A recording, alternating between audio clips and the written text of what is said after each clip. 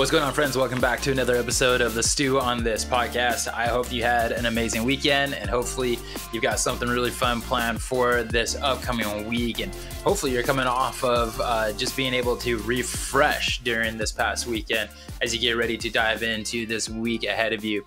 And no matter who you were going for in the Super Bowl, hopefully you had a fun time. And if you're a fan of either one of the two teams, hopefully your team won, unless you're a Kansas City Chiefs fan. Can't ever go for them as a Denver Bronco fan. So at least you guys made it there. We've had some hard times these past couple of years. I get it. So kudos to you. Hey, I want to come at you with this episode today, really just kind of talking about and asking the question, Matt, have you ever felt like you've been stressed out about being in need? Like, have you ever been in need of something, whether that is like your gas tank is running on empty and you're not really sure if you're going to make it to the next gas station. You check your bank account and you notice that you have less funds in there than you thought that you had, and you still have some more bills coming your way. Or maybe it's like you've got rent and mortgage coming up and you're just not sure where that money is going to come from in order to pay for those things.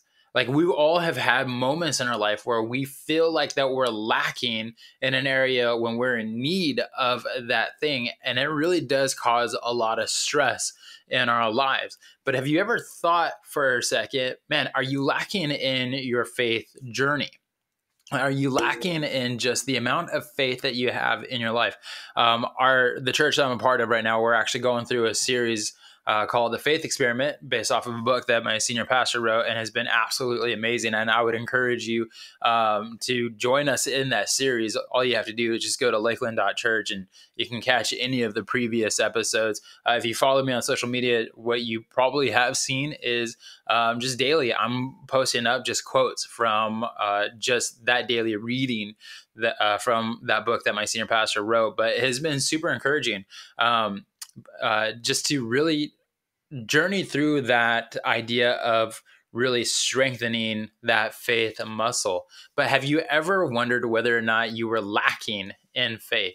Melissa and I, we've had these conversations from time to time because I've done those spiritual gift tests. I don't know. Maybe you have too. Maybe you don't even know what I'm talking about, and that's fine. But I would encourage you, if you are a follower of Jesus whatsoever and you've never done a spiritual gift test, make sure to do that. But Melissa and I have talked about this before, that I've never, for the longest time, I never had faith as one of my top spiritual gifts. And that kind of seems interesting, right? That faith to be a spiritual gift. Wouldn't you think that you just have faith once you come to know Jesus? And honestly, that's not ever the case. For some people, faith is at the very bottom of their spiritual gift totem pole, while others, it is like the number one thing.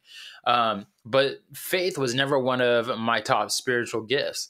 But since Melissa and I have been dating and since got married and had kids, what I have noticed is in our conversations with each other, there are just moments where we're stressing about whether or not we're going to have the financial means in order to meet a need, or we're worried about a health crisis, or we're worried about daycare, or we're worried about, you fill in the blank. Again, a lot of the same stressors that I'm sure you as well are familiar with. And what I have noticed through the years is there have been moments where I'm sitting there stressing right alongside with my now wife as we were going through those seasons. And as time has gone on, what I have also noticed is that I tend to not stress out about those things nearly as much. Now, there's still big problems. There's still hurdles that need to be overcome, but I don't stress about them as much.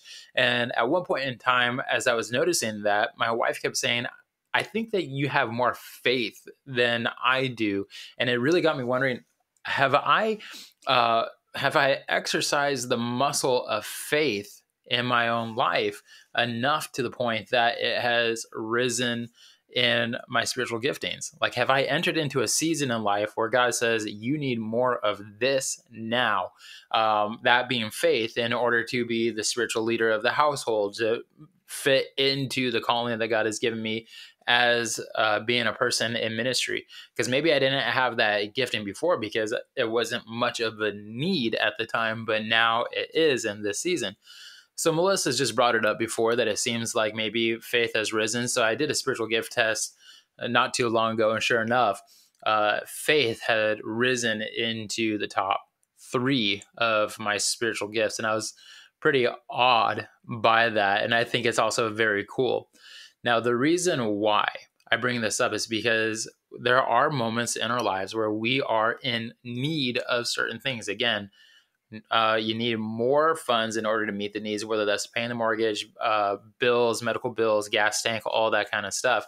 But have you ever thought about God being provider, not just in your physical needs, but also in your spiritual needs as well, in your faith journey? Are you in need in that area? Because He is Jehovah Jireh. He is God provider. And we see that in Genesis chapter 22 with Abraham and his son Isaac. And if you're familiar with the Bible at all, this is where Abraham is told by God to head up to Mount Moriah and to sacrifice Isaac to him, which is crazy in and of itself, because Isaac is a promised son that God told Abraham that he was going to have, that was going to continue the generations on, and that the world is going to be blessed through this child of Abraham. And now this is the same son that God is saying to Abraham, I need you to sacrifice this promised kid to me. And as the story goes on, Abraham being faithful to that request and that calling from God, God provides a ram to take the place of Isaac. And it was just a crazy a testing of Abraham's faith, but also an awesome foreshadowing of what God was later going to do by providing his own son as that sacrificial animal to cover the sins of all of us, human beings. So that way there could be a way for us to be reconciled with God and have the chance to do life with God and have eternity with God. So it's great foreshadowing, but God provided the ram in Abraham's greatest time of need. In the same way, God is wanting to be a great provider for you as well. And not necessarily just in your physical needs, your earthly needs, but also in your spiritual needs. So are you lacking in faith today? Has life just beaten you down so much that you just don't believe that God is going to show up in a certain situation? In fact, it's probably even better and easier for you to handle the things that you're facing rather than giving it to God open-handedly. You see, I think that we have this great enemy in Satan who he loves to play into that.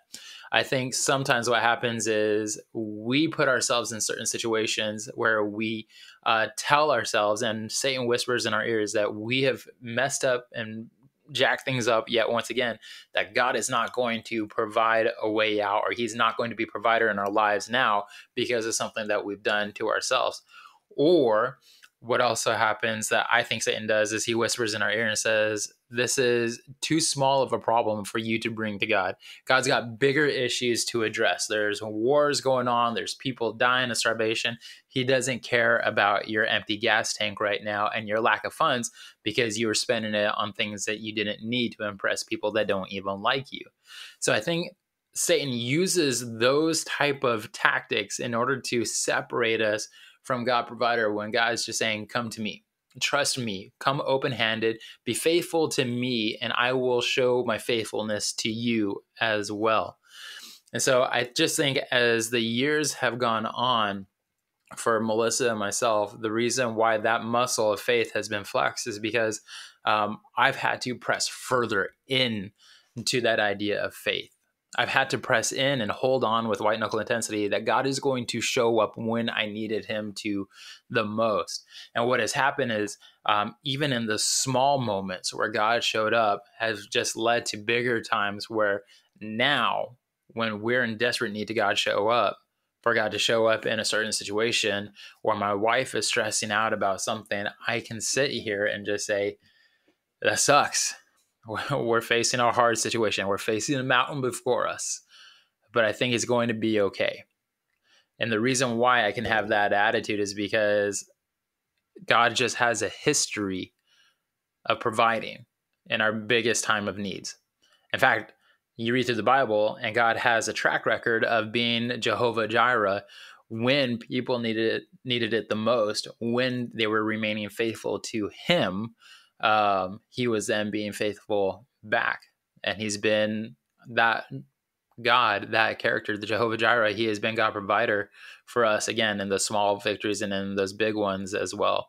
And it's because I've seen him show up in those ways that I believe that those have basically been the exercises, if you will, that have made that faith muscle stronger over time.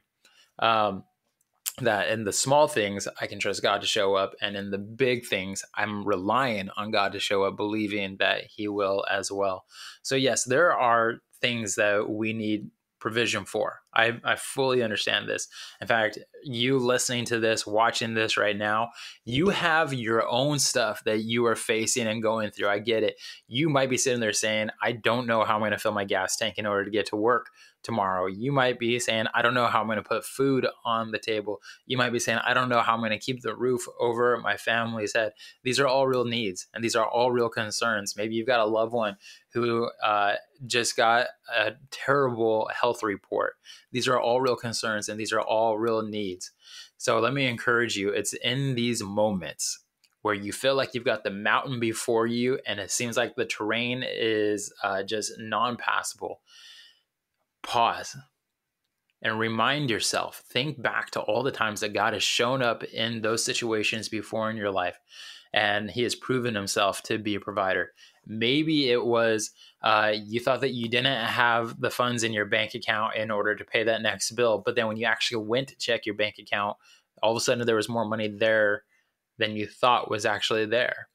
Or maybe it was your gas tank was running on E and you didn't know where or how you were going to be able to fill up that car with gas, especially with these gas prices today, right?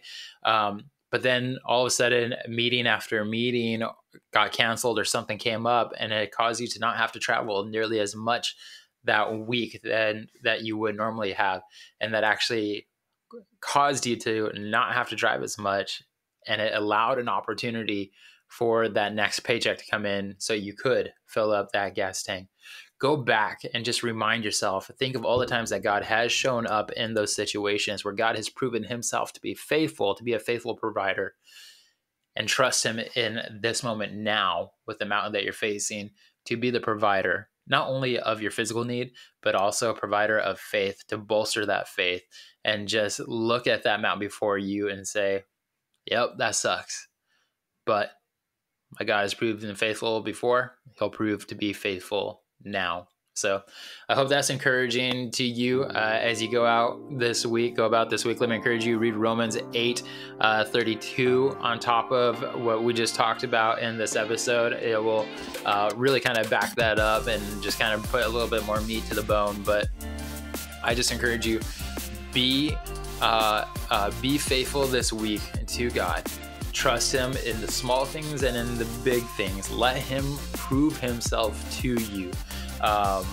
Anything that you're holding on to, release it to him and let him take care of you as a great Heavenly Father does. So I will see you next week for another episode of the Stew on This podcast. Until then, help me out, share this with other people, leave a rating and review. Reach out to me. Let me know how these episodes are being a blessing to you. And see you next week. Be blessed.